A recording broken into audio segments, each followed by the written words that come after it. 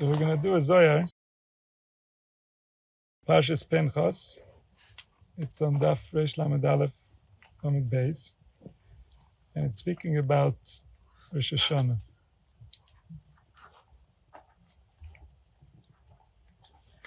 There are things we take for granted that are actually very meaningful, and because we take them for granted, we don't appreciate the full meaning.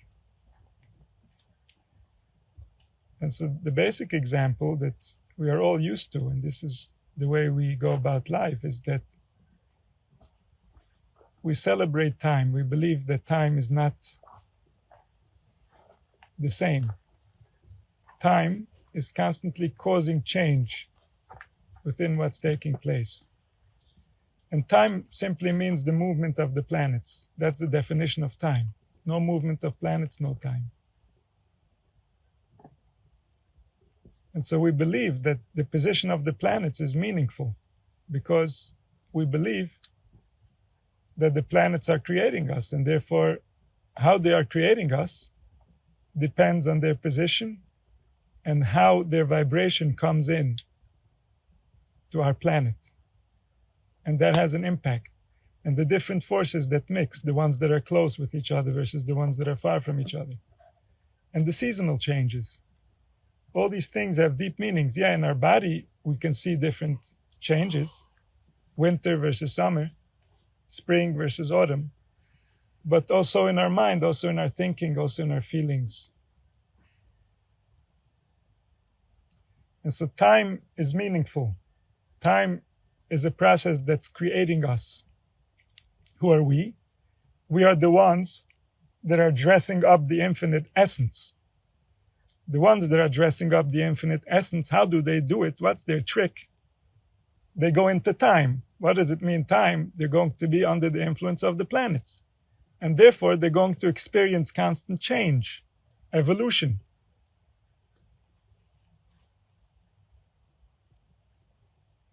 And so when we take this for granted and we celebrate different times, we don't realize the meaning of what we're committing to. This is a very different approach to what we would naturally believe had we not had this ingrained in us. We would believe that every day it's pretty much the same day. What does it matter? What you do in it, that's what makes the day. That's what causes it to be different. But no, we're saying the opposite. You're going to do in it because something happened elsewhere that created this time. Therefore, you're going to do it. For example, you're going to go to sleep. Why are you going to sleep? Because the sun has its cycle with the earth where it gets dark and it gets light. And so there's movement. And because there's movement, now came this time within that movement where I go to sleep.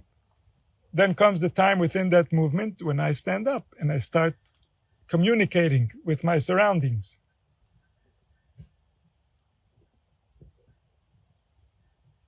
And so time creates the actions, not the actions create the times.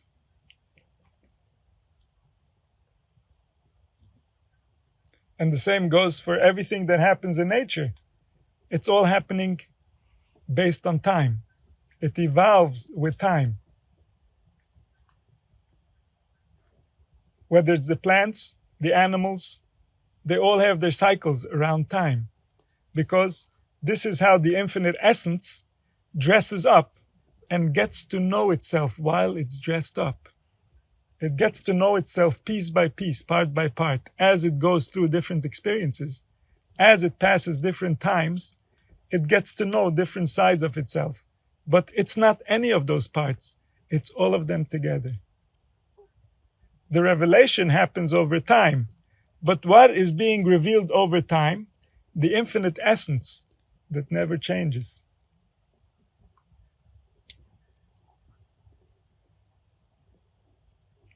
And so Rosh Hashanah is a time that's meaningful in the context of time. It's a new time. It's a new chapter of time. And so in the book that we're writing, Revealing the Infinite, now we're going to start a new chapter of what we're going to reveal. And that chapter, based on its beginning, is going to continue forward, meaning there's something meaningful about this time. There's something consequential about this time.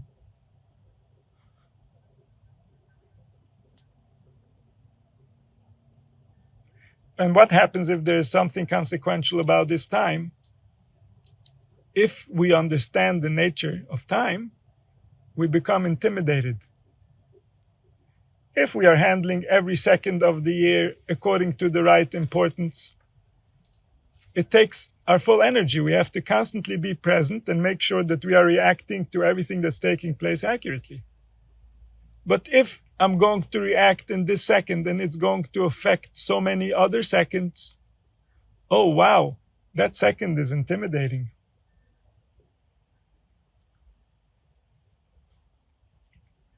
And so if I'm starting a new chapter, there's a place within consciousness that I'm going to begin writing that chapter. I'm going to begin the revelation of what is this infinite essence that's being revealed.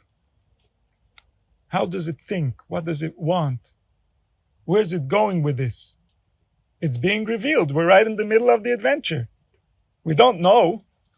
We have bits and pieces of information, maybe right, maybe wrong, but we certainly don't know the full picture. And so the infinite essence is being revealed. It already revealed a lot about our shape, about our form, about our function, about the different forces that it wanted to reveal about itself. Every organ, every function of an organ is a revelation of the infinite essence and what it wants and how it interacts and what is the desire, is the vision of what's supposed to be happening here. Every detail is a revelation. And so it began with the revelation of everything that exists in the physical world. That's a tremendous revelation.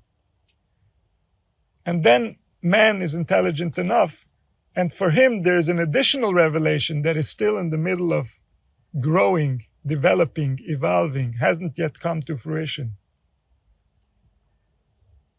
And that's the spiritual realization. That's the revelation of what does it all mean? First it happened. First it came out into existence. And now there's the revelation that's happening over time of what does it all mean? Why did we do this?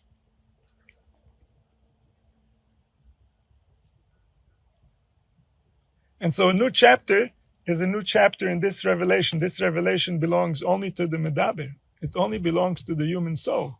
And not every human soul. Only a human soul who is sensitive enough to realize what that means. Only a human soul who can translate that information and excite his heart so that his body can participate in this experience.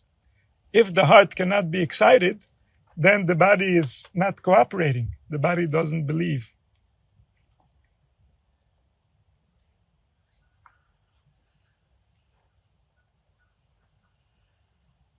And so when we're starting a new year, it's called the Yom Hadin.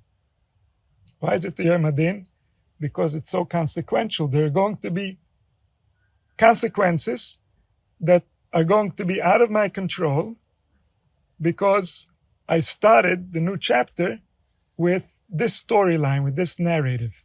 I'm still going to be able to go with my narrative in many directions, but it's not the same as when I start my new chapter and I start my narrative. I start writing the first sentence, the first paragraph in my new chapter. From there, I'm going to continue.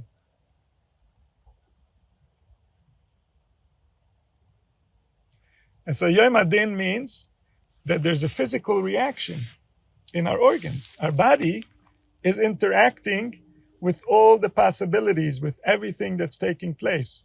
And so when the body feels that something consequential, something intimidating is ahead of it, the body tightens. Unless we're a specialist. Unless we are very good at what's going to happen, in that case, we loosen up. If I'm an expert at whatever it is I'm doing, and now I'm going to get tested, I'm going to be loose. I'm going to feel very confident. But if I'm not an expert and I'm going to be tested, then there's tightness. We feel unsure, lose confidence. And so Rosh Hashanah is a time where we accept the consequences before they happen. To be Mamlech HaKadosh Baruch Hu means I already accept everything that's going to happen in the next year, even though I don't know what's coming. I already know that I'm ready to digest it. I'm ready to step up to the plate. I'm ready to do whatever it takes to get through it and to be happy with it. Because the kingdom that is in the infinite space is revealing itself within the finite through time. Every part of what's taking place through you is part of that revelation. Sometimes the revelation is, oh, this I love. And sometimes the revelation is, oh, but this I hate. Both of them are a revelation of the infinite essence that desires life because he's revealing himself through life.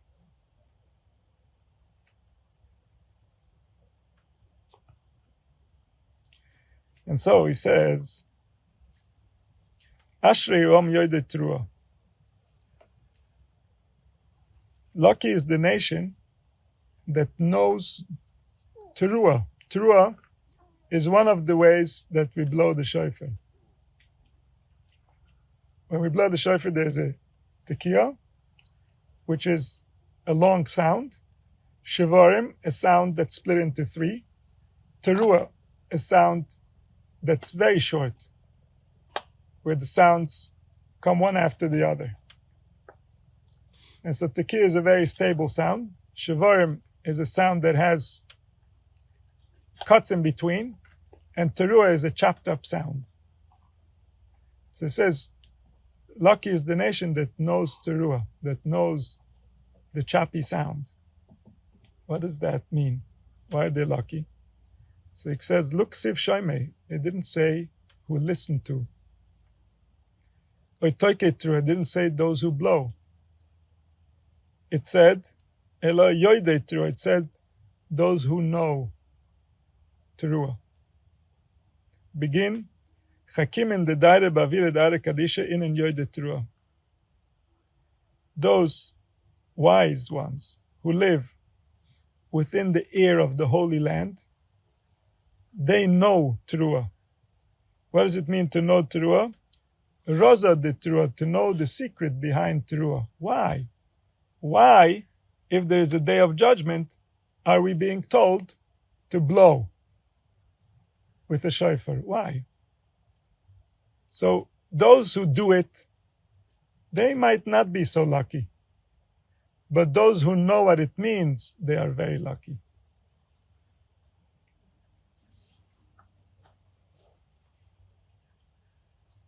So he says, what's the secret of teruah? Teroyam b'shevet barzel, break them with a stick of iron.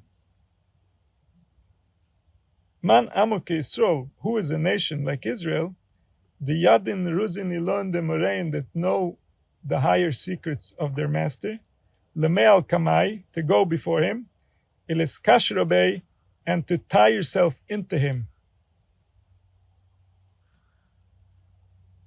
Through the secrets, the wise tie themselves into reality in a way that reality and them become one.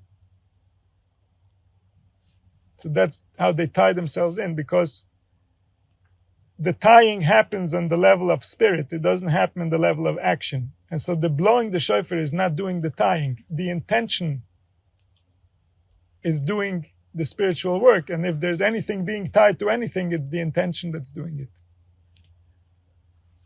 What does it mean? What is the kavanah? What is the secret? What is the purpose?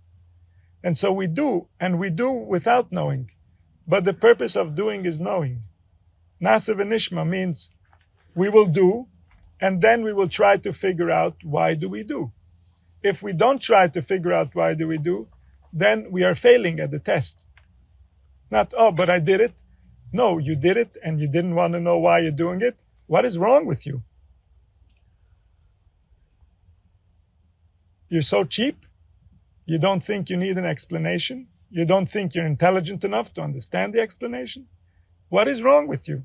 You think the one that created you just wants you to do and not know what you're doing? Is that going to make you wise? Is that going to give you intelligence? Is that going to help you be a better human being in any way? And so therefore he says, Yoide through. If you know, then you're in this category. If you don't know, then you should be trying to find out.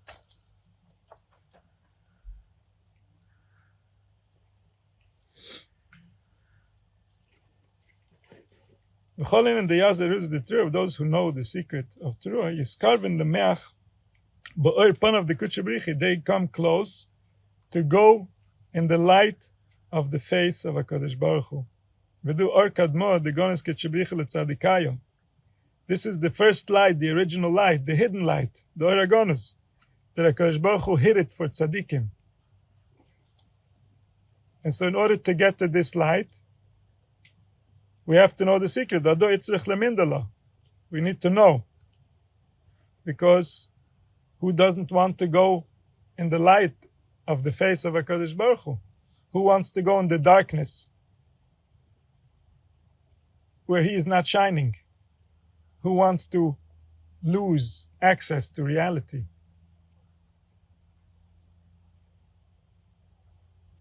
And so those who know, they gain access to the light of his face. What is the light of his face?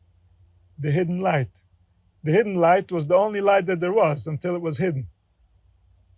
Meaning, the hidden light takes no effort to achieve.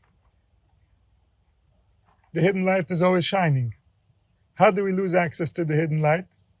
If we shine a darker light. When we shine a darker light, then the hidden light is no longer visible.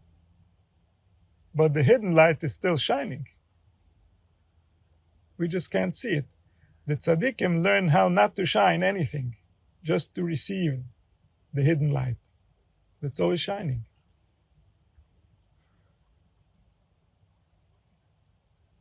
So when we're not producing, we're receiving. And this is what we were meant to do. We were meant to receive from the Creator. We were meant to have a direct relationship with the source that gives us light, that gives us life, that gives us wisdom, that gives us perception.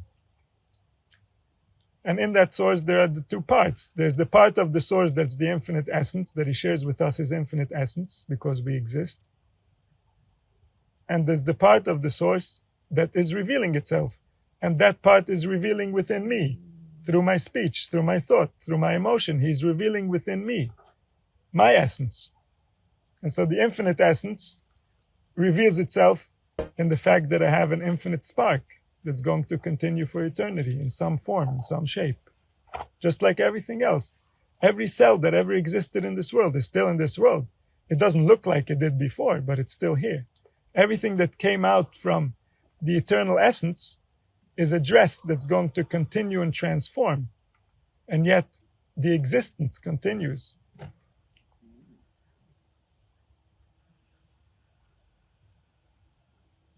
And so there's the revelation within me that is revealing my essence. And that's the part of me that's constantly moving and constantly changing because it's under the jurisdiction of time. And then there's the part of me that is the infinite essence that's dressing up. And in that part, there's never a change because that's not traveling through time. It cannot. Time means revelation of essence. Time is never an essence. Nothing within time, nothing that's under time is the essence. Everything that's under time is the garment of the essence.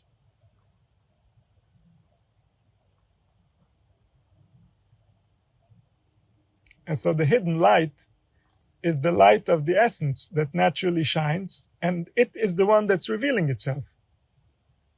And that light has been hidden. V'yimna mereshoim oiram. He removed from the wicked their own light. It doesn't say v'yimna mereshoim oiro, he took away his light from the wicked. No, he took away their light. How did he take away their light? Because they worship things that are under time. And then their life becomes difficult. They're trying to protect their gods. But their gods cannot be protected because time keeps on moving and time is always changing. Everything is changing. Nothing is permanent. Nothing can be leaned on. If you're leaning on anything that's under time, time will come and take it away, including the body. But the essence is not under time. Where you are, where you're looking from, is not under time. You are looking from the same place. Now, since you've been born, this whole time you've been looking from the same place. And also before you were born, and also after you're going to leave, you're going to be looking from that same place. It's not under time. Your experiences and the way you describe yourself to yourself is under time. But you yourself are not under time.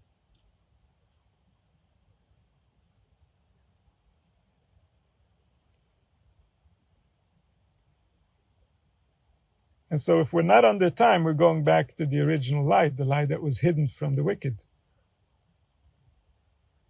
The wicked cannot return to that light because they're in conflict with it. They disagree with it. They think it is wrong. And how can it be wrong? Who is qualified to diagnose that?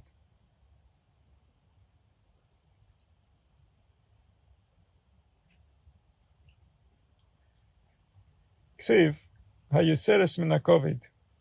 הכסיב ועש היסרס על הכובד.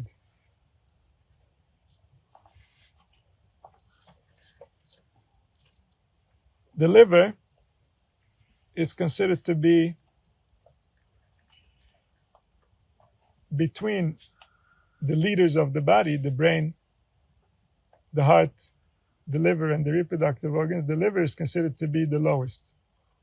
The liver is the most animalistic, disconnected from the sensitivities of what's really taking place. And so this relates back to the basic distinction there are between the organs that are involved in breathing and anything to do with the consumption of air, the consumption of ruach, are spiritual organs, while organs that are related to the digestion of food are physical organs. And so the brain is completely spiritual in that sense, and the liver is completely physical, and the heart is the one balancing them in between.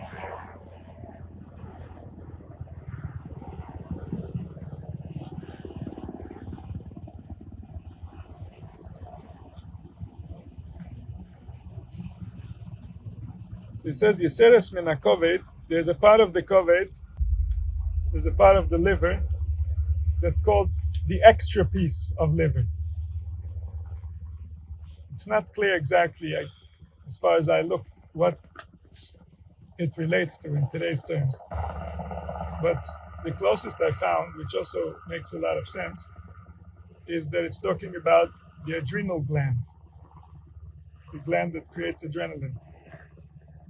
And so it says the Seres HaKoved is considered to be, when she goes rogue, when she goes against the interest of the host, she is considered to be the female of the liver. The liver represents the male who can inhabit the demonic, can inhabit the forces that come against the human being, against the host.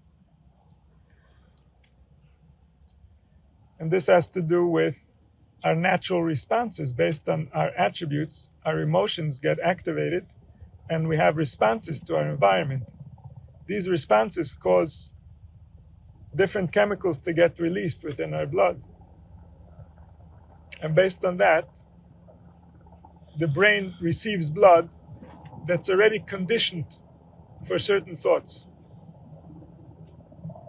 And this is why we see that when we have different moods, it's not up to us to change our train of thought, even if we're very aware of what's happening and we really know that we would like to think differently.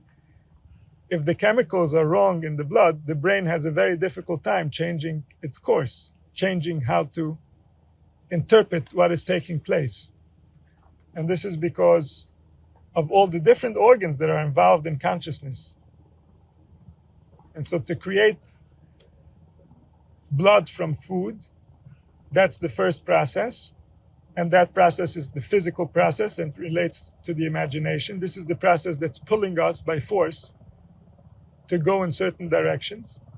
And then there's the process of breath, where we are receiving oxygen from the collective, and we're inserting that into the blood, and then the blood gets forwarded for processing, which is consciousness. And so the second part is the spiritual part. This part relates to the thoughts and the emotions. But the water and the air that's in the blood, they cooperate with each other, and therefore the air has a limited potential if the water has certain chemicals. So the potential of the air and what it can think in this blood is limited to the way the water of the blood is populated, which chemicals it has in it. And so the digestive system is related to the production of the water. This is the imagination. This is the animal part. And the breath is related to the production of spirit, which is the part that is riding upon the chariot of the water that was created by the digestive system. And so, it says, the Yiseres HaKoved is called Eshes in Inim, the Ozlev Enofkem Nakoved. She comes out from the liver. La'asto b'nei omer la'astana alai.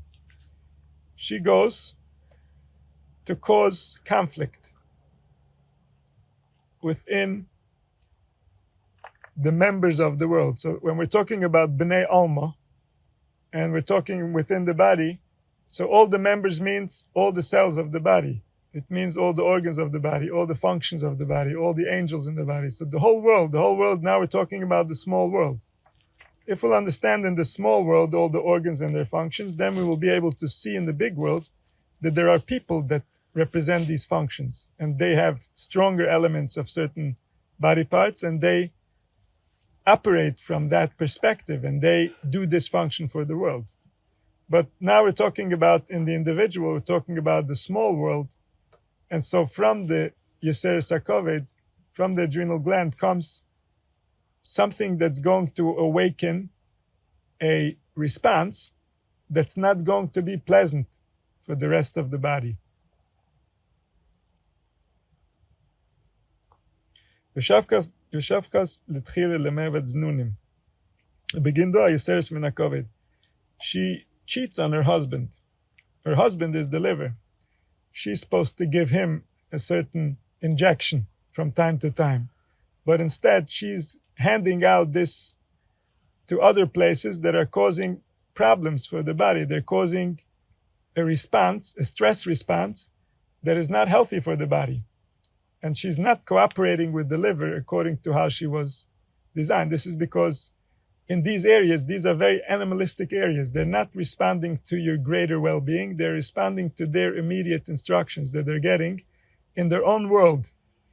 Sometimes that place is the underworld, because if their operations are disrupting the heart, then that place is the underworld. All kinds of unfriendlies can come from there.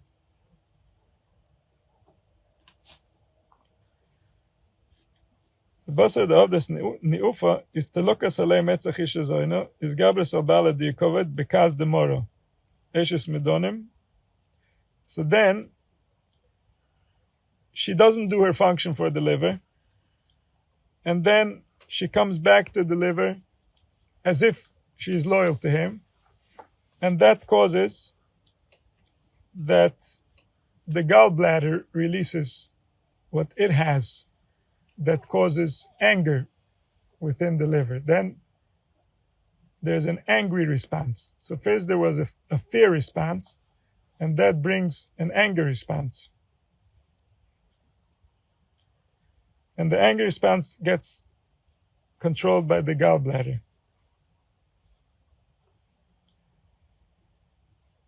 וכעס לשלט על אי על דחירה דלו, מצח איש הזוין לשלט על הכובד איש הזודנו וכעס. And so there's a conflict here between organs. And this is all relating to what is happening within the body when there is the midas hadin, when there is conflict that's being woken up within the organism. And why is there conflict? Because there's a yom hadin. So we're trying to explain Ashra Yom Yodet Teruah. We want to explain what does it mean to know the secret of Teruah. And so he's explaining how within the body, and because the body represents all the worlds, it means within all the worlds, there are angels that represent the same functions of the body parts. And this is what keeps an organism whole, when all these parts are cooperating with each other. And so he's telling us that within the body parts, there's a response. Whenever there is something that intimidates the soul, there's a physical response that involves adrenaline, that involves the gallbladder releasing more acid within the body. It involves physical things that are not simply within our imagination. This is how the body was designed. The body was designed to translate information into chemicals and experiences. And so in order for us to get an experience, it means that the information that we are interacting with is actually creating within our body that reality. And now we're feeling as if this is the only truth and this is the only way, because our blood is creating for us an experience. And this is the only experience we know. This is the only exposure we have to the revelation of the infinite essence.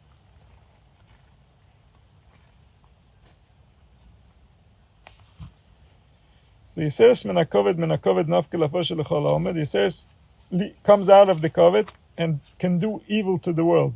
Lemevet nifen kola lebasir yisalke gavdchi lemetzach ish zoyne ba'azisa de'ampen echadein ir ala kovet. Ve'od Yiseres min hakoved eskriyas misitra achra basir denafkes nafem kol yevesh yil leba leva Yiseres min hakoved. And so she's a big troublemaker. Migoy kovet v'Yiseres delo nafkas moro. So from these two, this is like a pair, the kovet and the Yiseres. And from there comes out the gallbladder. The gallbladder is called the sword of the angel of death. Because if a person would have too much acid in his system, then he wouldn't be able to exist.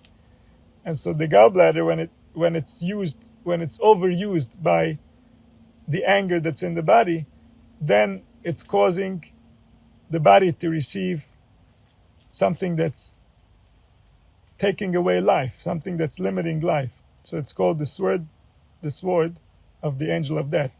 The angel of death himself is the extreme anger. It's the opposite of life. And so there's a Eis Ratzon, which represents the creative, which represents the infinite essence that has the will to do what we see is being done. And then there is the anger that's the opposite of that Ratzon. The anger is the opposite of the will. The anger is not simply I don't want. The anger is I want the opposite. And so he wants death rather than life. And so therefore, the mora, which is through which he activates the anger so that the blood comes to the brain and the brain has to think angry thoughts, this is called the sword of the angel of death.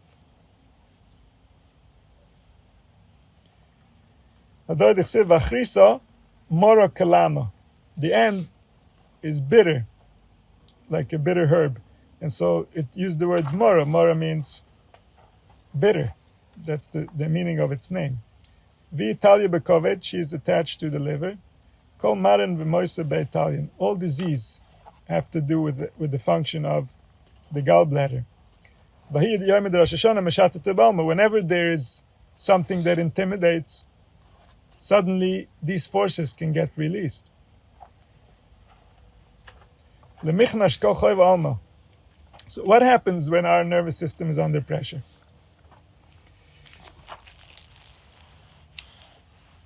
The way that we were designed, our soul, it knows that there's something bigger. It knows that there's something that it needs to reckon with.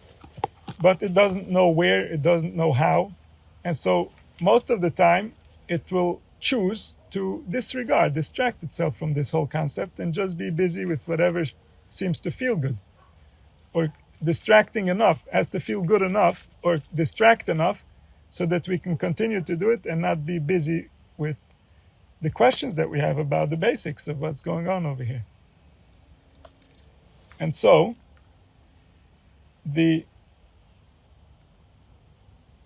when the nervous system is under pressure, when we are scared, then this tactic no longer works. You can't distract a scared person. If he's scared, then suddenly we have him. We have his attention. He needs some type of a resolution in order to feel safe again. And so at that time, all his doubts, all the things that he disagrees with himself about are going to surface. Because usually his nervous system is strong enough and he is in a position where he can hold his confidence and just believe whatever is best for him to believe. But in a time of stress, in the Yom Hadin, in the time where he's feeling intimidated, suddenly all his fears, all his doubts, everything he ever did that he thought was wrong, all this will surface suddenly and he will have to deal with them because he doesn't know how to protect himself. He's already in a state of fear. Now everything that's fear, everything that resonates with this vibration can come to the surface and be reckoned with. And so Yom Hadin is a time where the body is suddenly signaling fear signals, and then through these fear signals, different things start surfacing. Different things that we never thought were a problem, we never thought we'll have to deal with. And now suddenly, wow, deep inside, this is really what I believed. And therefore, now I have to face that. I don't know what to do with it. Never thought about it because I was never scared enough to think about things that are not pleasant to think about. And yet these are all sparks of soul. These are all realities that one way or the other we are going to face eventually. And so therefore, when there is din, there is more mora, and then the mekatrigim, the forces inside of us that disagree with us, start to surface.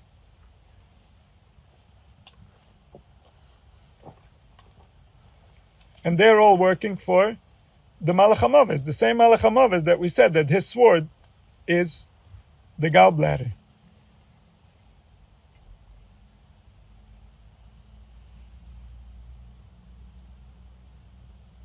And so they come, they come and check the heart and see, what does it feel most guilty about? Oh, look at this. Look what we got here.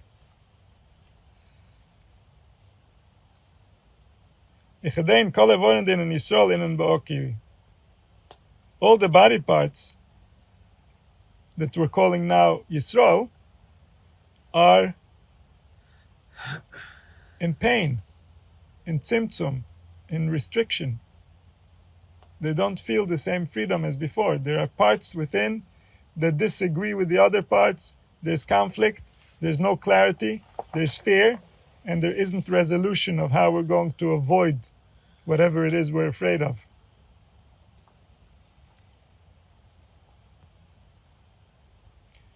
The Inon Evre de Matrenisa, Klal Yisrael called the limbs of the Shechina, Ner Hashem Nishmas Odam, the candle of the infinite essence, is the soul that's lighting up within these realms of manifestation. And so how does the Creator look into this world?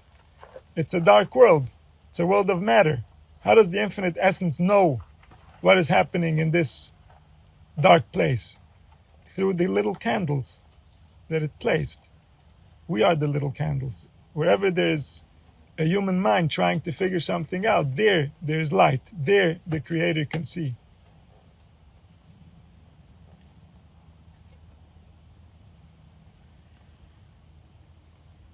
Shkenta Kadisha, the Ner Shem Nishma Sodom is the Shkenta Kadisha. Every Neshama represents the Holy Shekhinah. Chedein Kol Yisrael Ba'oku. All of Klal Yisrael is in pain. V'not l'shoifar l'asor be'ahit tekiya shvarim etruah. And so now they take the shofar. Now that we've understood the process, now we're taking the shofar and we're going to make these sounds. What are these sounds? What are we trying to say?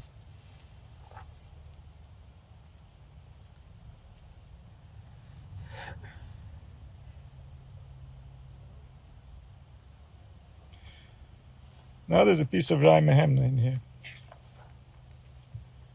And the Rai Mehemna says, Omar Rai Mehemna, he's going to explain some things over here that we need to know in order to make sense of what's being said.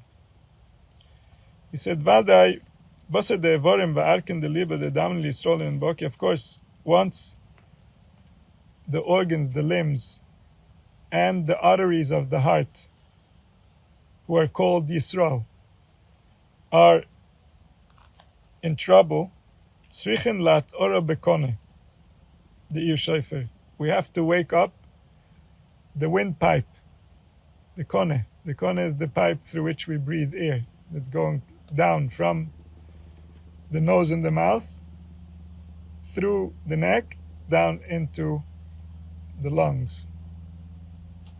And so that's where we have to wake up. If we see that the digestive system is making trouble, what do we do to balance it out? We come with the breathing system, the breath. And what do we do with the breath? We make noise. With the noise, we can rebalance all the forces. We can remove all kitrugim, all those who come against us, all parts of us that are still disagreeing with us, can be resolved through sound. Usually we do it through dibur. We do the avodah shebelev to protect the heart from all those who want to offend it, for all those who want to attack it inside of us, those parts of our soul who have been abandoned in the darkness and are now attacking us. And so we protect our heart through the avodah shebelev, through prayer. But Rosh Hashanah, we go even higher than that.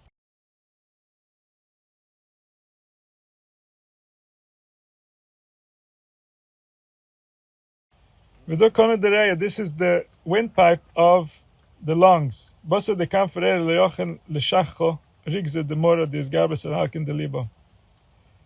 a conflict now between the lungs and the gallbladder.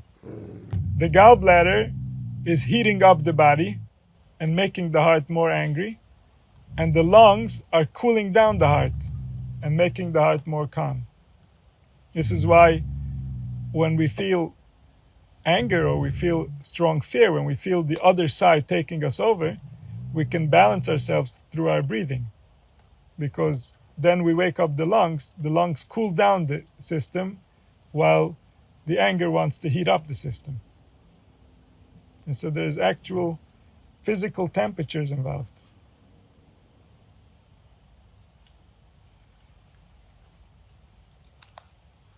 So the anger of the gallbladder is getting stronger on the arteries of the heart, and all the arteries of the body. The wind that blows on them goes up through the windpipe, the ear shofar. The shofar represents this windpipe that we're blowing out of. Alma da'osid, the world to come. So the shofar, the kone, the windpipe, represents the world to come. This is how we've learned. The esophagus, the pipe through which we take our food represents this world. The Be'achil that has eating and drinking. Kone, the windpipe represents the world to come, the Les Be'achil. So the Veshet represents the esophagus, which is the other one, the other pipe that goes down the neck. So we're connecting the head and the heart. We're connecting the head, which represents the heavens, to the torso, which represents the earth. And this is through two channels. One channel is the channel of the soul, and that's represented by the windpipe. And one channel is the channel of the body, and that's represented by the esophagus.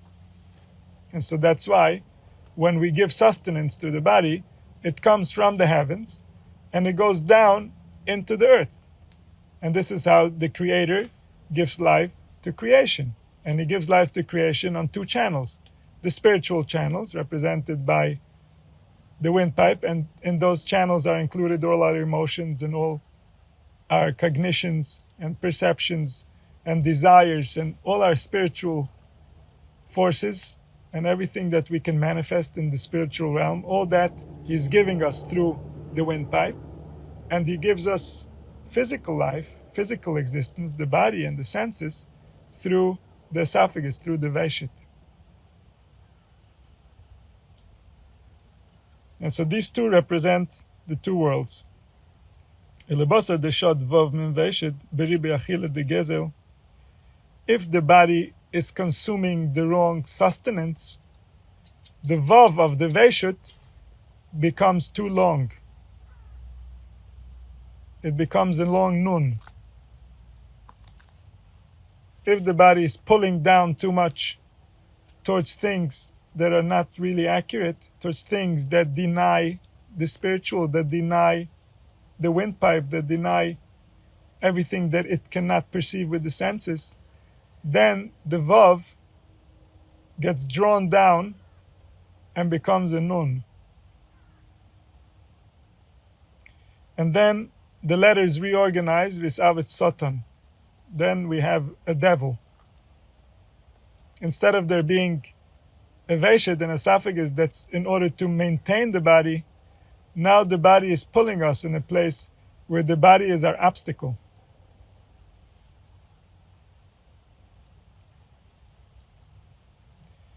Iman Gorem Do, how did we get to such a situation? Shatu Oam Velaktu. This is says by the Mon. Shetusedelo in this Arva Be'erev Rav Shatyan. That they got dragged along. Klal Yisrael gets dragged along by the Erev Rav, by forces that are not friendly, that don't align with its basic principles. Klal Yisrael is Rachmanim Bashonim and Goim Lechasodim. They're compassionate, they are shy, and they are here to do kindness. They are here to bring better to each other, to the world. And the Erev Rav is the opposite. The Erev Rav are cruel. They don't represent these attributes. They're not sensitive to the soul. They don't recognize the windpipe. They don't recognize that there is a deeper meaning to what is taking place. It's all based on what the senses can measure. And so then, if we get dragged along after those who can only see with the senses, then the body becomes a satan. And so,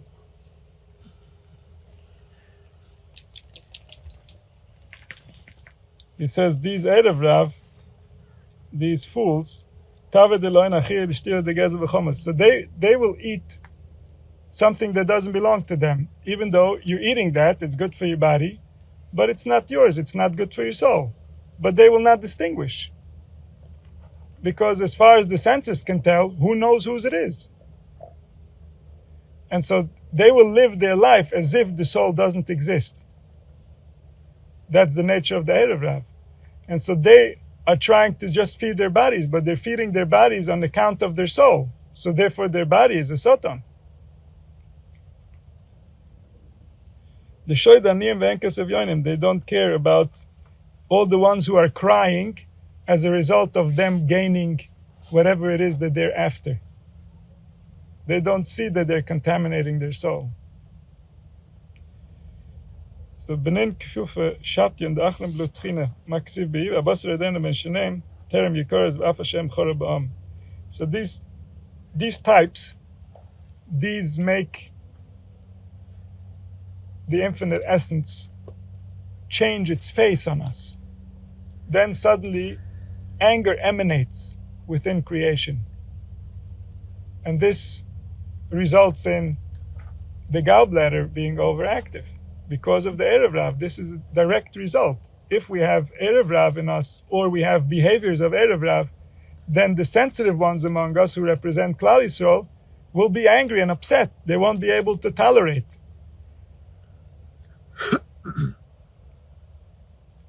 Ispeshat bov de shotu iu de ruche kofif v'iu nun. V'do gorem de ispeshat soten b'achila shtia. V'izgebar al kol evorim v'arken b'shiso lo yisaseh. And so once they feed the Satan, so then he becomes in charge of the body, and he takes charge of all 365 veins or arteries that are carrying the blood.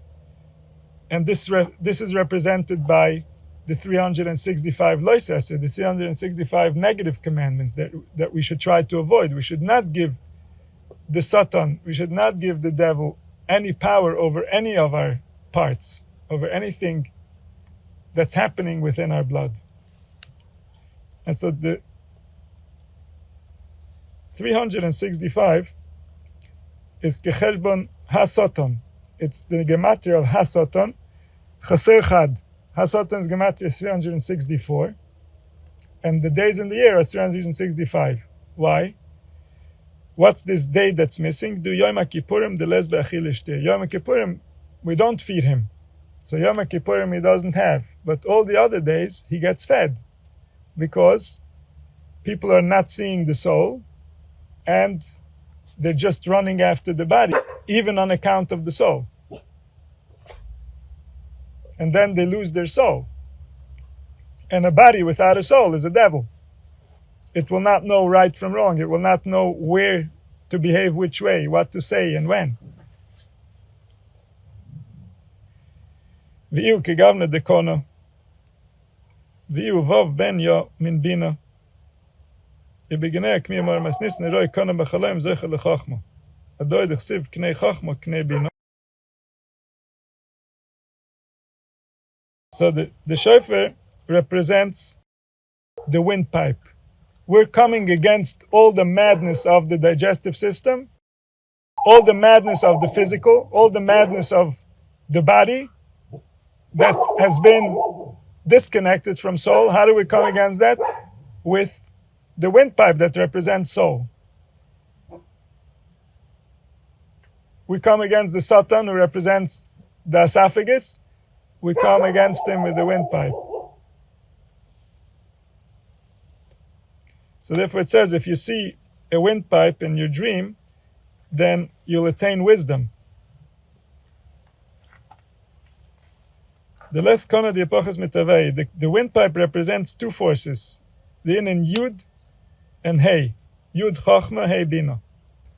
And so if we divide the name of manifestation between the pipes, then the Yud Hey will be on the Kone, which is the spiritual side, and the Vav Hey, which is the more manifested side, will go on the esophagus. And so Yud Hey is Chachma and Bina. Chachma and Bina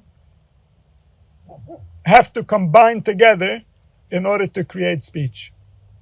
Speech cannot come forth if it's just Chachma or just Bina. It has to be both of them cooperating with each other, like a pair, like a husband and a wife, in order for speech to come forward.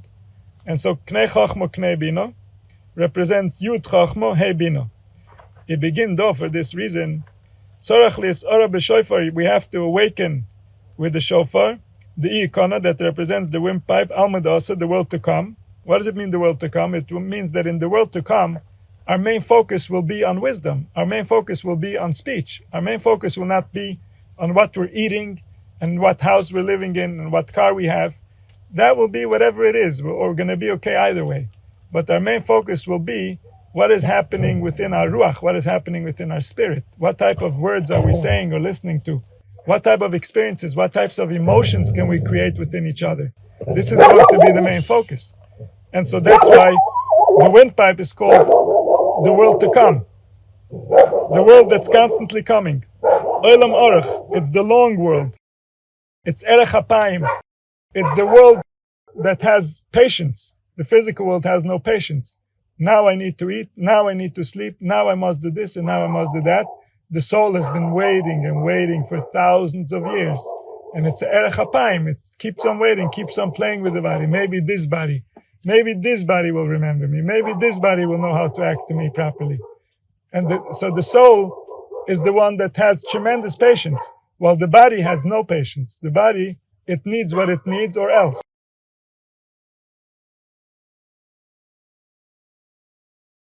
And so therefore the soul is called the world to come. The soul is called the long world, and it's called the world that has a lot of patience. The from there come out the 13 containers, the 13 vessels of compassion. The number Vav is Vav, the letter Vav is Vav, Aleph Vav is 13. Vav, Aleph Vav, he says, Aleph, the Aleph in the middle represents the Erech HaPayim, Aleph represents Erech, and Vav Vav is the HaPayim. Vav Vav represents the two nostrils, the patience that he has within the nostrils that is constantly calming the body while the body is taking away his power. And he's the one that's constantly waiting for the body to be ready for him so that he can reside in this world. The first body that's going to be ready in order to contain the soul is the body of Mashiach. And so this is the body we've all been waiting for. That's why Mashiach is called Ruach HaPeinu. He's the reason why the infinite essence has been so patient with us. If the infinite essence wouldn't know that Mashiach is coming, then he would long have stopped the project. But because he knows that at the end Mashiach will be, and therefore this whole project will be justified, and so he's patient with everyone because of this reason. Just like it was in the beginning, for the first 10 generations, he didn't see any reason why a world like that should exist, and yet he knew that Avram is going to come, and he kept the world going. He was patient because he was waiting for Avram. And so now he's patient because he's waiting for Mashiach. It's not just us who is waiting for Mashiach. He needs Mashiach more important than us. He has a lot more invested in what's going on here. The Ima Ilah is the Bina. So we just said that in order to speak, we need to use the Yud and the Hey, which is the Chachma and the Bina. Both have to unite. And so the Hey, which is called Bina, she's a mother. And she has 6 midas that come out of her. And so he says now that when we are saying that we're going to wake up with the shofar, what are we waking up? We're waking up the mother, who is the Bina. We're waking up the understanding. Not just our understanding. When we wake up our understanding, we're waking up the greater understanding within the Shekhinah. So everything we're doing within ourselves, we're affecting the worlds. And so we're waking up understanding. What are we understanding? We're understanding 3 different ways of how the Bina can dress up. The understanding can dress up in 3 different types of clothing that we're going to remind ourselves now how she dresses up. The first way is Tekiah. Tekiah is Mesitra de Avram. Tekiah comes from the side of Avram Avinu. Avram Avinu represents the Midas HaChesed. So Tekiah means receiving life steadily. When we receive life steady, when life is right, it feels right, it's working right, everything is the way that it's supposed to be, that's called the Tekiah. It's working. Ooh, no disruptions, no problems. Then, understanding can also result in a different experience. Shivorim, broken. Misitra de Yitzchak. The Midas HaGvura represents a broken sound. Trua, Misitra de Yakov. The midah that's in between, that's sometimes kind to those who need kindness, and sometimes cruel to those who deserve cruelty, to those who cruelty will lead them to the best outcome. And so that's called Yaakov, sometimes Avram, sometimes Yitzchak. Shchinta tato kesher dekili. The Malchus, the one that manifests everything, the one that we are interacting with, the one that we represent, she represents all of these forces. So the higher mother dresses up once like this, once like that. The understanding dresses up differently according to the time. But the one that manifests, the force that manifests, she manifests also the kindness, also the cruelty, also the mix, all gets manifested by the same force called the Malchus. The Haine Kuf, Tkua, Shin, Shvarim, Reish, Trua. Together it says Kesher. So the Malchus is called the Kesher of all of them. What is Kesher? Tkua, Shvarim, Trua. The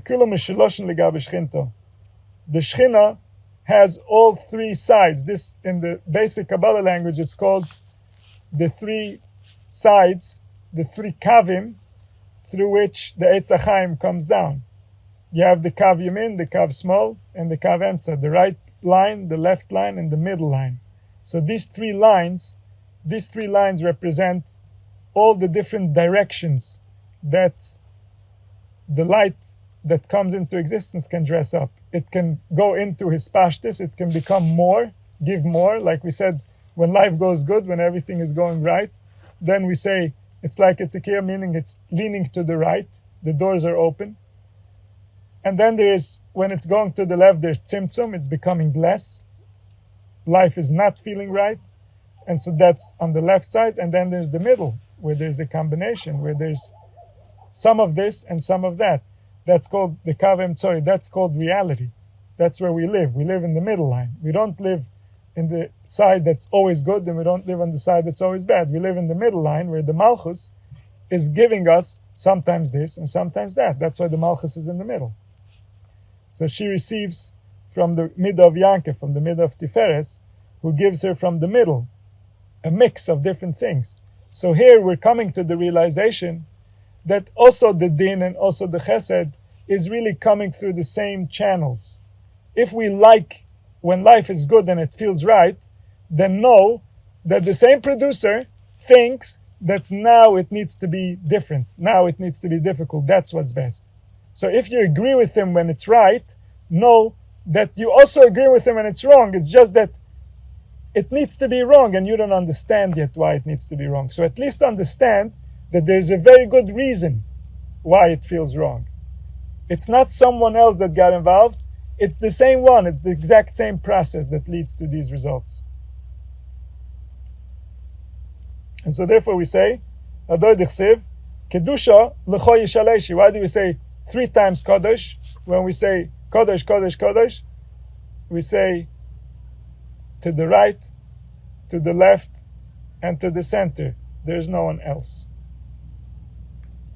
The holiness means that the wisdom is accurate. It's perfect. Nothing else got involved. Holy means that nothing strange, nothing against got involved in this production. A person is holy means he never goes against life. He never goes against the truth. He never goes against reality. So then he's holy. If sometimes like this and sometimes like that, less holy. And so when we say Kodesh, Kodesh, Kodesh, all the midos that manifest life are pure.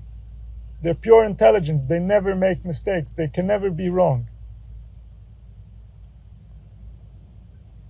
And so therefore we realize this perfection when we say the Kedusha. The less kola yochel anafka lebar ela min hapeh. There isn't a voice that can be produced other than from the mouth. And so even when we read about prophets hearing voices, these voices are either the voice of the thought or the voice of the mouth of the prophet. But no voice can be created other than through a physical mouth. And so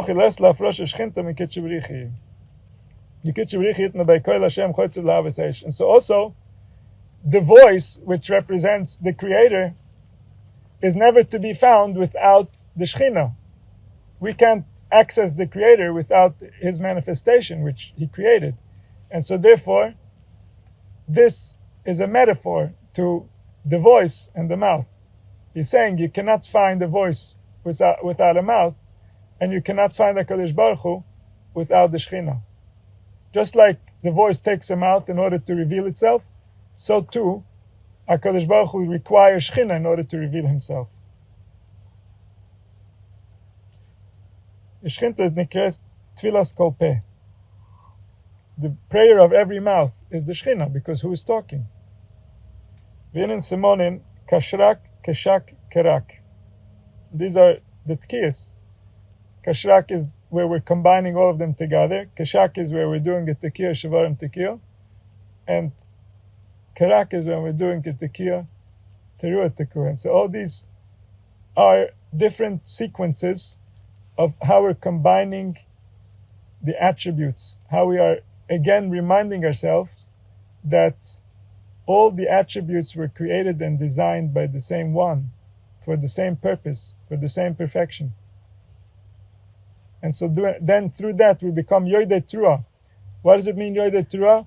That there is a reason why he is breaking things. Some things need to be broken. We agree with what he breaks, that it needs to be broken. And so if we remember that all these attributes are coming from the same source, then we are waking up the soul. When we're waking up the soul, this balances us out against the other side, which is the Satan, which is the side that's trying to raise now a kitrug, it's trying to raise now a prosecution of the soul. It's trying to create now a situation for the soul that removes the soul from the body, that makes less soul accessible. And so to know the secret is to know how to calm down what is taking place with an accurate answer, with a real understanding.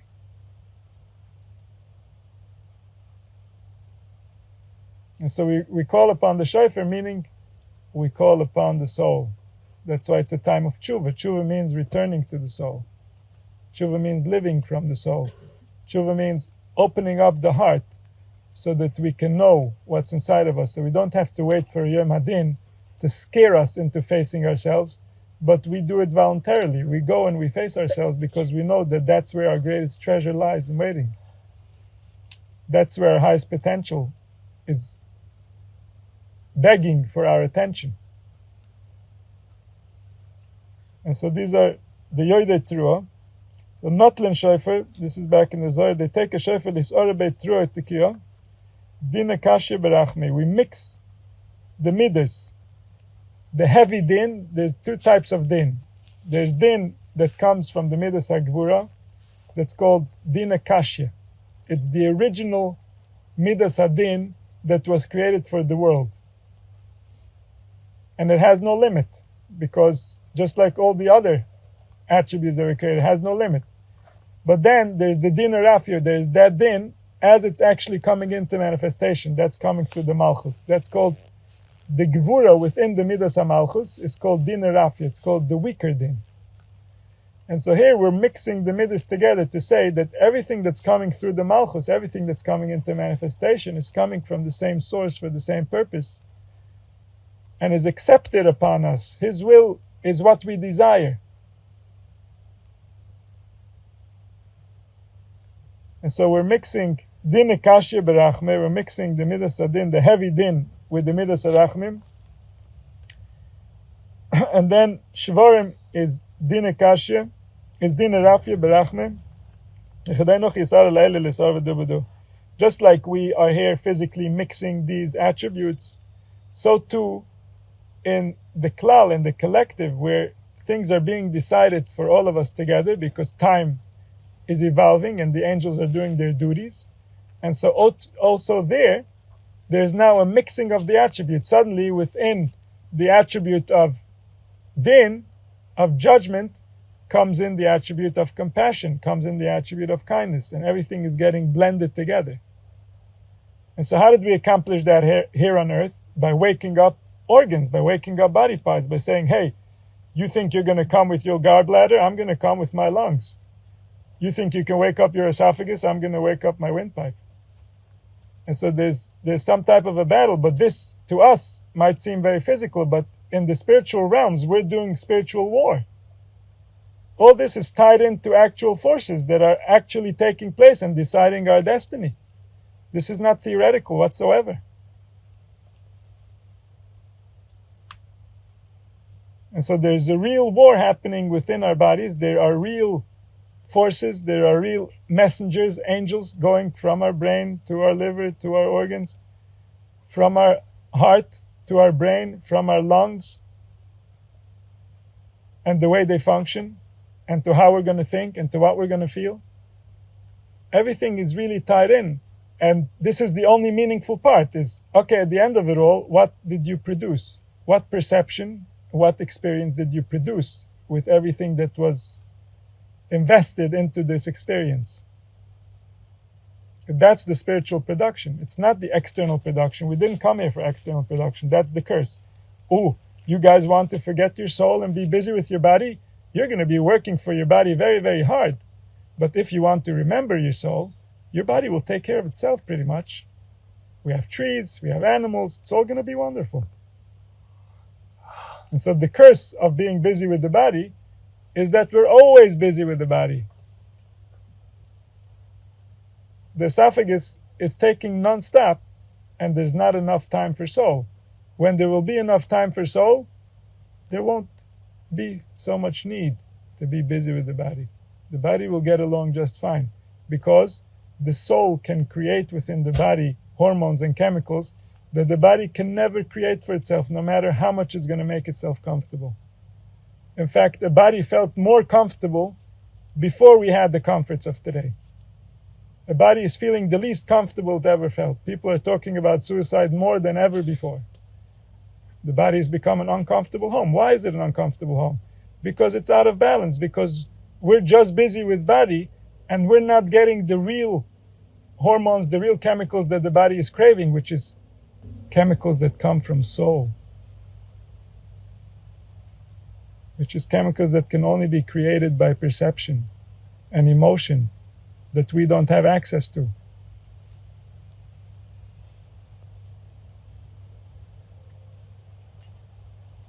And so if we see the body is attacking, don't go running. You come back with soul. Oh, body, you want to take me out of offline? I'm going to show you some soul, and then you're going to calm down and you're going to feel better even. You think you have the answers? I'm the answer.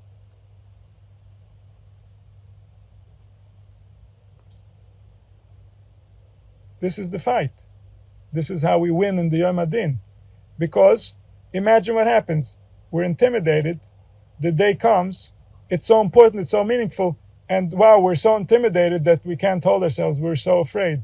We're so uncomfortable. We feel so guilty. Oh, you squeezed and the Mekatigim came out. The prosecutors came out. Oh, the prosecutors are winning.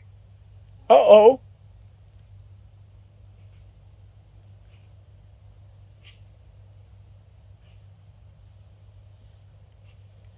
And so we have to know how to defend ourselves spiritually, or there are real consequences. The consequence is we don't think we're that great. If we don't think we're that great, who's going to behave great? Who's going to bring greatness into the world?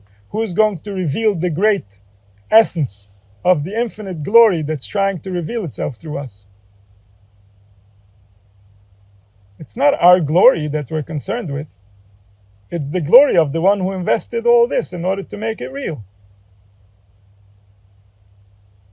His glory is supposed to shine. When his glory will shine, all of our glory will shine. Because if he did it right, then we're doing pretty good. That's what's going to be revealed, that he did do it right. And we are doing pretty good. But for that, we need to allow that light to shine. If the prosecutor wins, that light will not shine.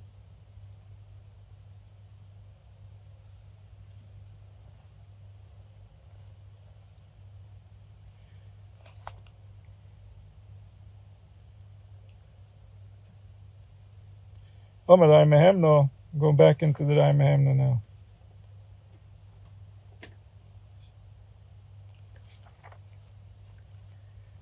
Bahai is basem soton v'komet nun munveshet Says when you wake up the soul, the Satan disappears. He hightails out of there. He removes his high tail from the nun and he becomes back above, and we're going back to a Veshit. The esophagus is in its place, and suddenly everything's in order, like there was never a problem. You're afraid of what? Who? Everything is in balance. I don't know what you're saying. I'm feeling fine.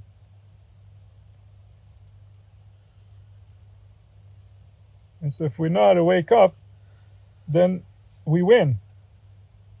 Begin the kol Yakov. This is what it means. The voice is the voice of Yakov, meaning wake up compassion. Wake up the soul. Our power is not from food. Kishar Amin, like the rest of the nations who are relying on the esophagus. The Arsen al Medain, they want to have this world, meaning the world of the body. Their power comes from food. Elo, the power of the Bnei Yaakov, the power of Yisrael is Chalem B'Kol Do. It's the voice, it's the soul. The soul is what they connect with. The soul is what gives them power. The Almadasa, this is the world to come. Olam Orach, the long world. Isbrei Bas Yud. That world was created with the letter Yud, which means intelligence, the seed of the Creator. It begin to call shofar minay nofek because the sound of the shofar comes out from the kone, from the windpipe. Amr Rabbanan em pachsin masor sheforis ebas Yud vadei. So therefore, the letter Yud is related to the voice of the shofar. Isavad olam orach, the evav almad also. So this Yud becomes long and becomes a Vav. The Ibas Hay Bara El Medain, with the letter Hey, he created this world, the Hay Za'era, the Ba'achila Shtir Deraisa. And so in this world, we learn Torah that relates to this world. And so the people who learn the Pshat, they might think that the Torah is speaking about the physical world, that the Torah is busy with the esophagus. But the real Torah is the Torah that's speaking about the Kone, the Torah that belongs to the windpipe, the Torah that's talking about the spirit and the spiritual nature and the spiritual forces and the way to negotiate the angels so that we don't cause damage to ourselves or to the world while we exist in this dimension of time where the infinite essence is being revealed. Another secret. Bossad izgezar gezeire betrein azwendinen hey trei botendinen man yochel evatle gezeire de tevei yidvav. And so there's a way that even when the higher forces decide that something bad should happen here, there's still a way to go beyond it and to change the decree. Maksif kol neder v'chashvias iselanis nofesh diyahei isha yikamen avish yifren, because the husband can always remove the decree, and so the same goes here. The kone, the windpipe, which is the husband, can remove the decrees created by the esophagus. The soul can remove the decrees created by the body, because the soul is the husband of the body. Isha yikamen avish yifren, the husband can confirm the decree, or the husband can deny the decree. That's why we wake up the voice, which is the husband of the body.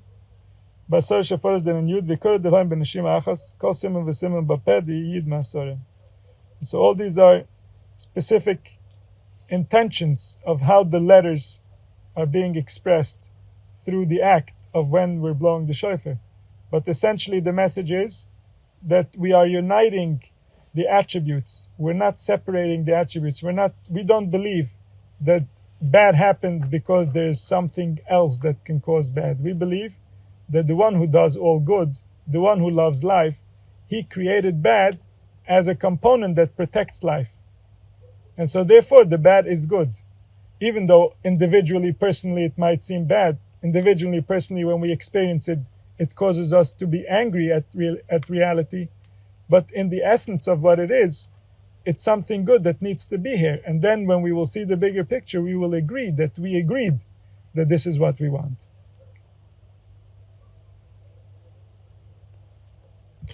So we wake up the husband,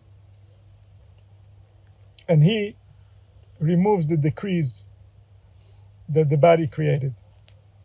Miyad Dishami Milan Reb Shimon v'chol Chavrai, when Reb Shimon and the Chavrai hear these words from the neshama of Moshe Rabbeinu, Amru brich elo dezachenu lemishma milin.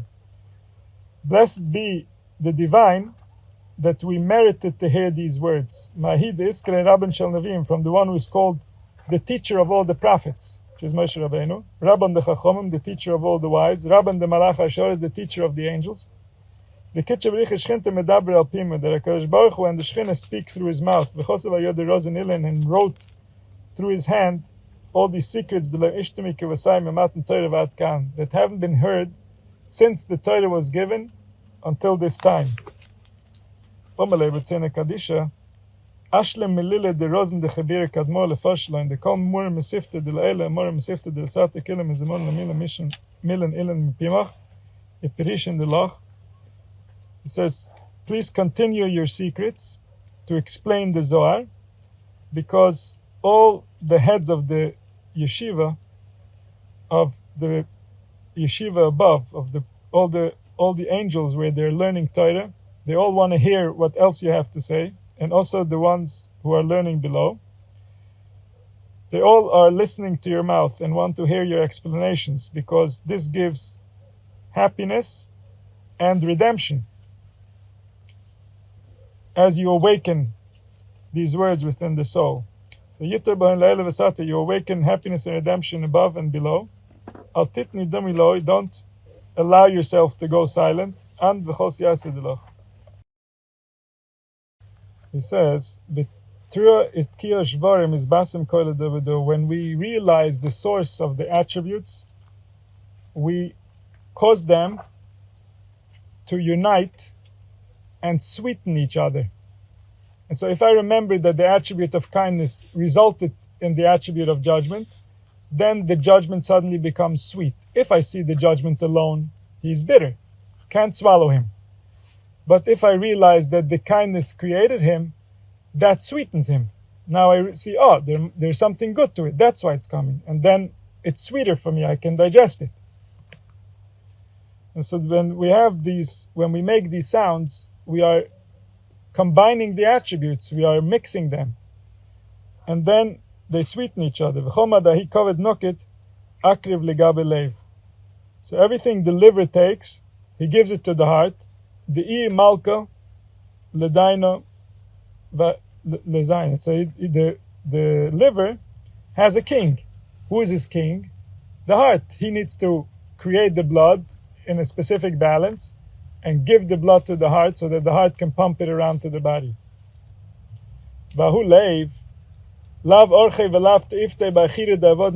He doesn't want to know about the weaknesses of the body. He wants to get the blood that contains the best the body has so that he can project a better future for himself.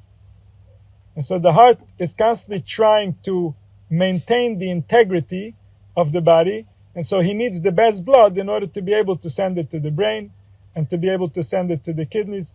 All the important organs need to get from the better blood. This way, the organism can be most productive and most efficient, spiritually and physically.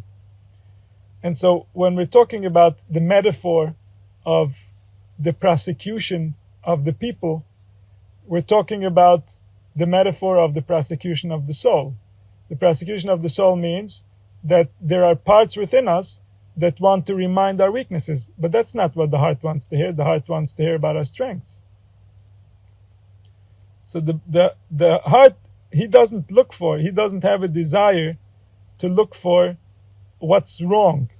It takes the best, all the merits and all the good deeds,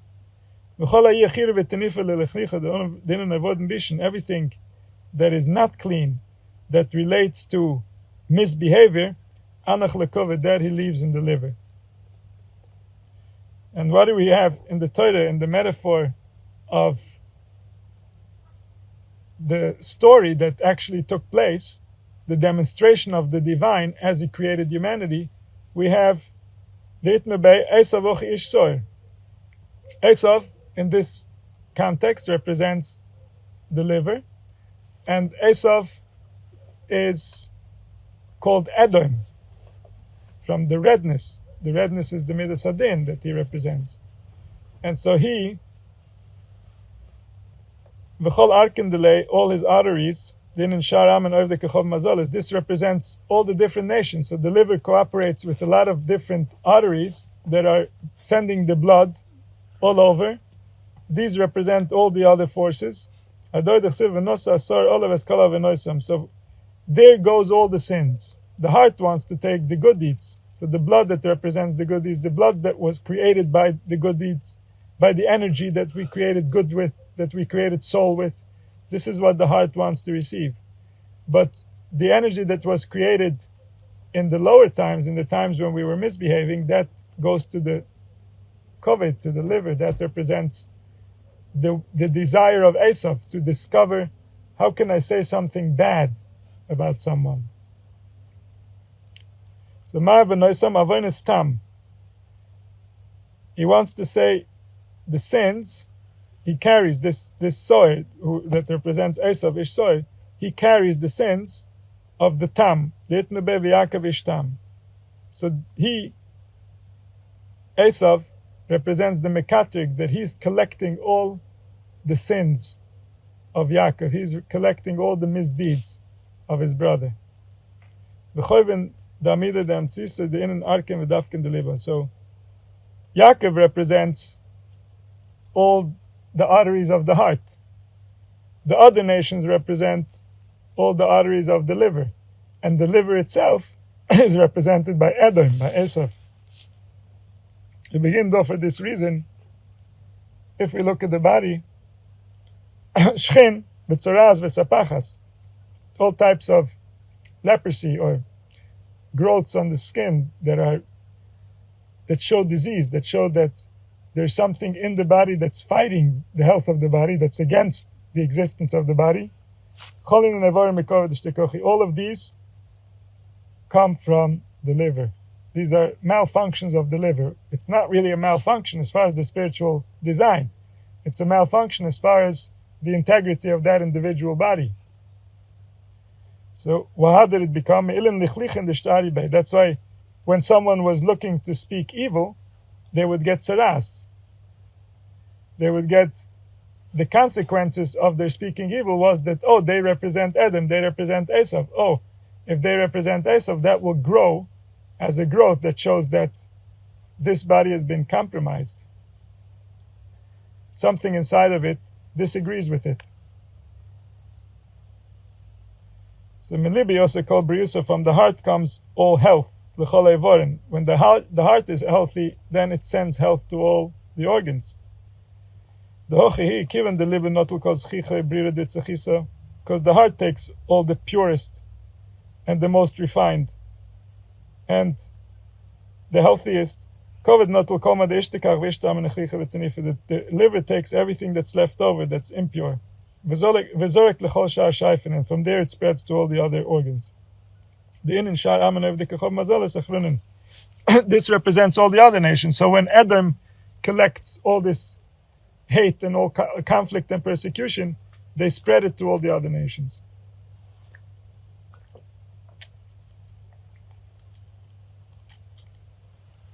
And this is represented by the Christian exile. So the Christians represent the ones who take the wrong interpretation of who we are and they spread it around the world. And so, according to their interpretation, this is what they inherited from us. But this is not what we had. This is not who we are.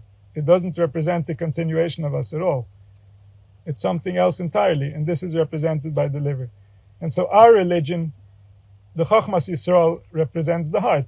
Our religion, the wisdom of our religion was, how do you protect the human heart? How do you make sure that it can contain soul? That was the entire tradition. And the tradition of the Christians is, how do you instill fear until there is no longer any soul? It's to extinguish the soul with fear. This is what they did. This was their method. This was the mechanism of instilling fear until the heart is completely extinguished. It no longer has any desire to fight for its own existence, for its own rights, for its own interpretation.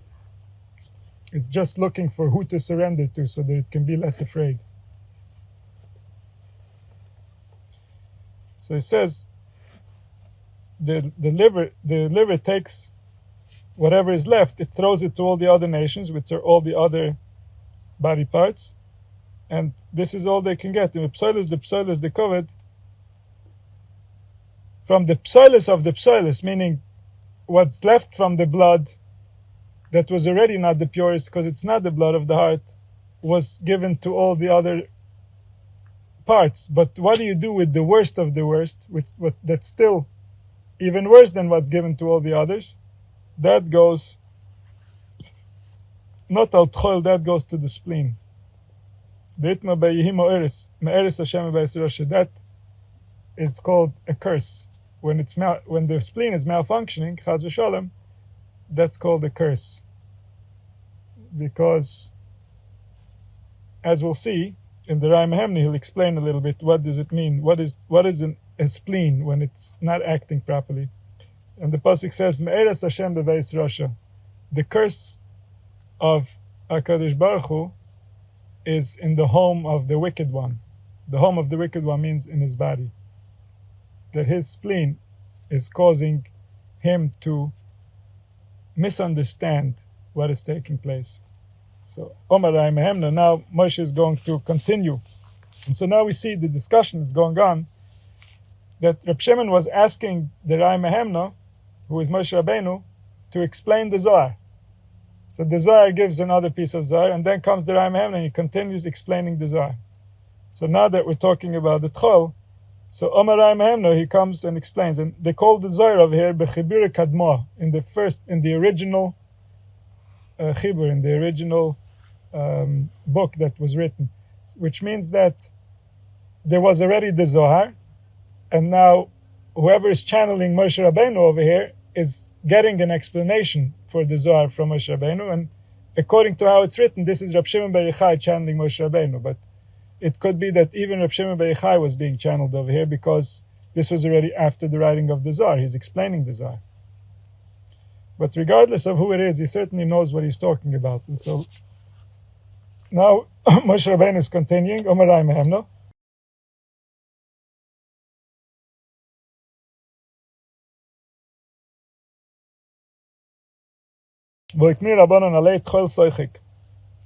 The spleen laughs.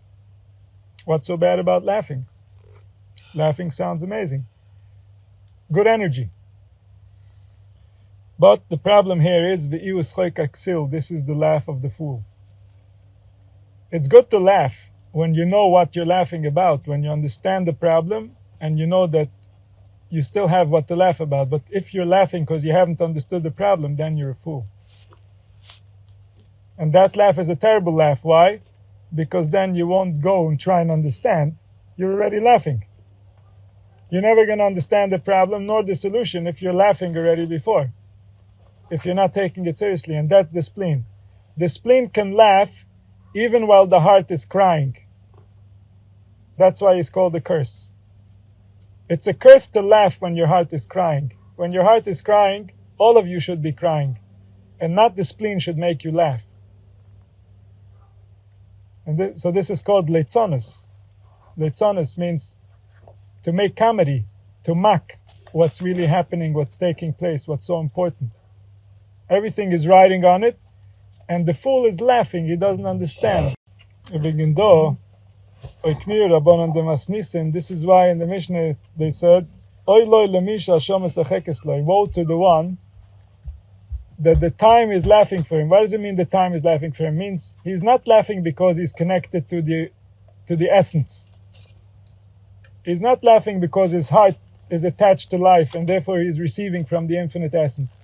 He's laughing because this happens to be the time where the thing that he's into is up.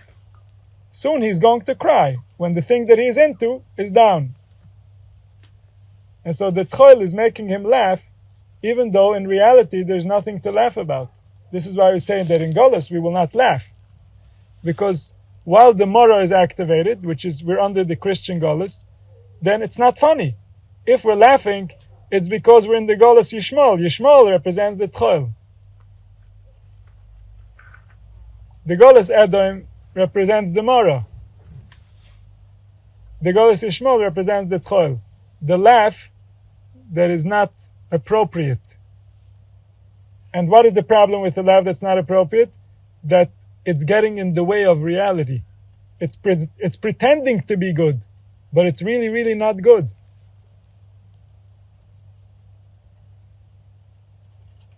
What does say Shlomo, the wisest of all men, what does he say about this?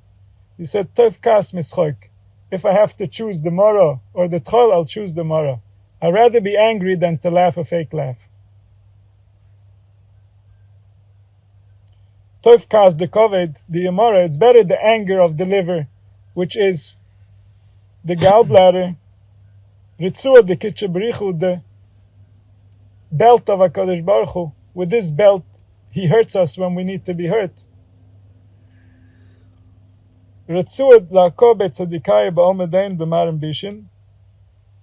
It's the belt that hurts the body while it's in this world with disease.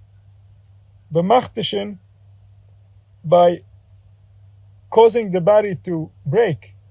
And so when a person receives suffering, it's related to the gallbladder. And he says, I would rather take that. I would rather take that suffering that's coming through the gallbladder, rather than laughing the fake laugh, the laugh of the clown that comes from the tchol. To get dirty with this world, to think that this world could liberate me or can give me safety or can give me anything really that I need, and to neglect my soul. So the tchol is the happiness of the body, of the physical, meaning I think that the physical can give me my needs. But without soul, the physical cannot give you your needs. And so he says, I'd rather that my physical not work for me when I don't have soul, than the physical work for me and I just forget my soul.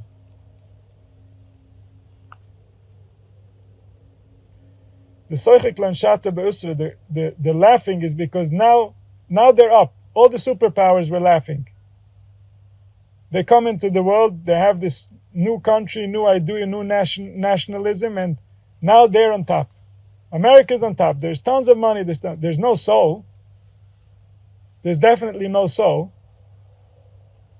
And so it's not really in charge of anything. There isn't anything good there. It's not good. It might feel better, but it's not good. Why is it not good? Because it's not good for the soul. In the long term, they will cry. In the long term, they're selling their soul. With each transaction, which each time they do their activity, and they do it without soul, they're selling their soul. And so if the economy is what everything is running after, if politics is what everything is running after, if there's no wisdom, then there's no soul. If there's no soul, then it's the laughter of the spleen. It's the laughter of the fool. It's the laughter of the one who is doomed and he hasn't even seen what's ahead of him. So the time is laughing for them because of their wealth. The poison of the spleen is the poison of the snake, and he is a stronger poison than the poison of the gallbladder. And so even though the gallbladder gives all disease and the spleen makes us laugh, but that laugh is more poisonous than the anger. We begin the Erev Rav in Soir Shabisa, because we, Klal Yisrael, the ones who represent the heart, have mixed into our seed those who represent other organs that are not the heart, like the ones who are in conflict with the heart. We have within us seed that emphasizes liver. We have within us seed that emphasizes the spleen or the gallbladder. Because the seed of Yakov, the Zera Emes, emphasizes heart over everything else. But the Erev Rav, the seed that's coming from the other nation, emphasizes other organs over the heart. And so since this Erev Rav has been mixed into the dough is the seed within which we're carrying life, within which the tree of life is growing. So that dough has gotten contaminated by foreign seed. This is like those nations who, compared to the coverings of the actual fruit, the klipa, the part of the fruit that's not edible, the bitter part that comes to protect the fruit, but not the fruit itself, the sweet part that's in the fruit. And so the same goes for the wheat. The wheat has the external portion, it's called moitz, and the internal portion, which is the edible part. And so the other nations represent moitz. It says, much worse is the effect on us from the Erev Rav that we have in our seed than the effect of the other nations that surround us. The other nations that surround us wouldn't be able to touch us if our seed was pure. But the reason that we cannot gain access to the heart the way that is our destiny is because we are not us, because we've been mixed with others. We're a mixed breed. And so we have to purify, we have to be mevarer our blood, we have to be mevarer our seed, we have to bring forth the human being that can see the soul, understand the soul, speak to us the soul language so that we can all awaken the soul, that can wake up the windpipe over the esophagus. Like the Rabbanan teach us, mi'akif, what keeps us back from doing the will that is within our hearts? So the sourdough that's within the dough, that's what's ma'akif. This represents the sourness within the dough, represents the Erev Rav within the seed. As soon as our spirit will awaken, the other nations will fly away. They will immediately surrender to the wisdom if we can liberate the heart. The reason that we are in this predicament is because we can't liberate the heart. Why can't we liberate the heart? Because we are not us, because we don't even remember how to be us. We no longer know what us means. We know what Christianity is. We know what Islam is. We don't know what Judaism is anymore. And so Christianity has billions of people. Islam has billions of people. Judaism has a few millions because Judaism is not known. No one knows what it means. When Judaism will be known, there will be billions of Jews and there won't be anything else. Jews meaning those who follow the wisdom. They won't necessarily be part of our nation at that point because everyone will want to join, but they will be looking for wisdom in order to know how to gain access to soul, because everyone will see that through soul we can get to much better places than we can through body. So why are we wasting all our time on body?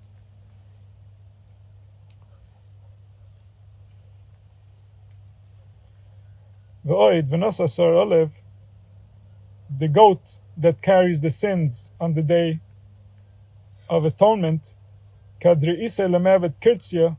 this is of course Esav, when his will is to cause conflict, he wants to prosecute the Jews in the eyes of HaKadosh Baruch Hu, in the eyes of the attributes that created us. He wants to instill conflict. So therefore, he attracts, he's a magnet for all the sins, for all that can go wrong, for all that might be a reason for prosecution. He automatically attracts all those to him. That's why it's called kovet, meaning it takes all the heavy parts. So it becomes like a heavy burden that he can no longer carry. He can no longer carry all these sins on his wings. Ma'ovet. Solik letire lo, you take him up to a high mountain. Kechamora kadirbo lesalka tigavo. Kemase kovet yir badalei. Kadir le'eloi boy lesalka lefimir deishter lei. Isi karalei metele v'nofel. V'apul garme lesato. b'kovid masas. It says he gets so heavy with sins that when he wants to go up to tell about what he has to deliver, but all these sins that he has to say make him very heavy, meaning that in the higher realms, they don't want to know about the bad, they want to know about the good. They want to encourage the good until there's only good.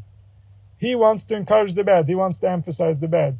So the higher he wants to go up with his persecution, the more heavy his load gets, the more difficult it is for him over there to speak what he has to say. And so what we represent by this is, we take this goat, we take him up the mountain showing, oh, here it is. The devil is climbing, trying to create persecution. And then from this heaviness, we throw him down until he falls down to the bottom and breaks up into pieces. And so he loses all his power because he's coming with a message that nobody in the depth of their soul really even wants to hear. That's not the point. The only reason that we created these laws and these rules is to help these poor people. It's not to persecute them. It's to give them guidance how to improve themselves and become better. The point is not that they should say, oh, but now I did bad, I'm a terrible person, nothing will ever come of me. This is not the nature of why sin was designed. This is not the nature of why we were told right from wrong. We weren't told right from wrong so that we can persecute. We were told right from wrong so that we can know how to do it right. And if we haven't done it right, then we try again and we try again, because eventually we will do it right. That's the nature of what we're doing here, is we are evolving into something more than we were before. That's the point of the process. And so he's taking this in the wrong context in the first place. And the higher up he goes in order to awaken the kitter, in order to awaken the persecution, if he goes high enough and the soul wakes up, the soul pushes him down a flight of stairs and says, you get out of here, you're not getting the point. This is not what this is about. So Isika alay metoile, his burden becomes heavy to carry, becomes koved. V'nofel v'apergam esate, then he falls down to the bottom, because from the heaviness of the load that overpowered him. Isavidi kol avirindele piskes, all his organs shatter into pieces. The leishtor ever shlim, there's not a single organ that still works properly. The same happens to the Yetzirah and to the snake. Koved v'yiseres hakoved, the liver and the additional piece of the liver, the adrenal gland. Yetzirah baziga zonet, it's called the evil inclination, and his peer, which is called a prostitute, is mitaman kol bas el necher zonet. From when we say that there is prostitution, the original source of this concept is coming from this place where we say that there are body parts that violate the sanctity of their hosts. They work for other interests. And so this is called the original znus. When a body part does something that's not right for the soul, it means that the bride is cheating on the groom. The body was created and designed to serve this soul. And this is the only purpose that it has. It has no other function, it has no other need, it has no other service to provide. It's only designed, it's only here in order to serve the soul. And so whatever it's doing that's not in line with that purpose, whatever it's doing that's not in line with that goal, is being unfaithful to the soul. And so that represents prostitution in the spiritual sense. When something is not faithful to its original design, it's not faithful to its owner, it's not faithful to the function that it was designed to perform, and the owner that it was designed to perform to.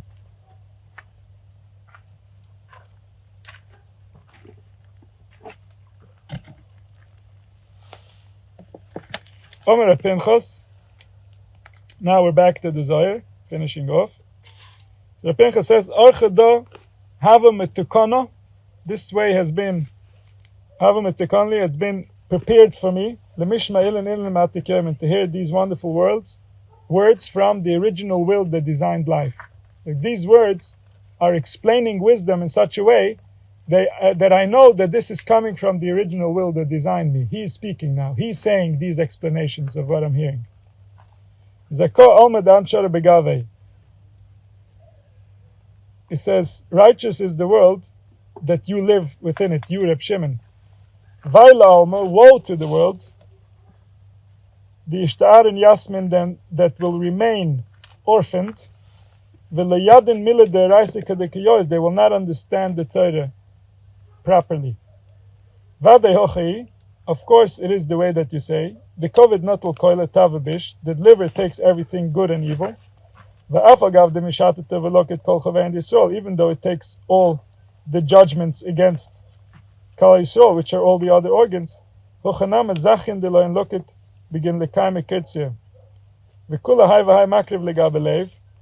the liver takes everything, it takes the good and the bad, and it gives to the heart. The heart only takes the purest, the most refined, the healthiest of everything, just like you said, and all the stuff that it doesn't want. Because how does it work? Is that the heavy blood will be in the lower part of the heart as it's pumping, and the purer blood will be in the higher part. So gravity is also playing a role over here of which blood is going to go to the brain and which blood is going to be sent back to the liver. And so he says the liver collects everything, sends it to the heart. The heart separates, the good goes up and the bad goes back down. And then he has all of it by force. He doesn't have a choice about it because that's all the heart's giving him. It says the soul will carry everything that can cause harm to Klal Yisrael. So Milada Adana begin the Isbasim Lefimik and Miskal Adivshi. He says, I'm only repeating these words because it tastes in my mouth sweet as honey. So I wanted to say it myself, even though you just explained it so well. I wanted to say it in my own words, just so I can taste the words. They're so sweet. Zakor Chiloki, he says, pure is my portion. The Zechina Lahai that I merited this, Lemech Medo Ba'ainei, to see this revelation with my own eyes. Adkan. Right. Thank you, everyone.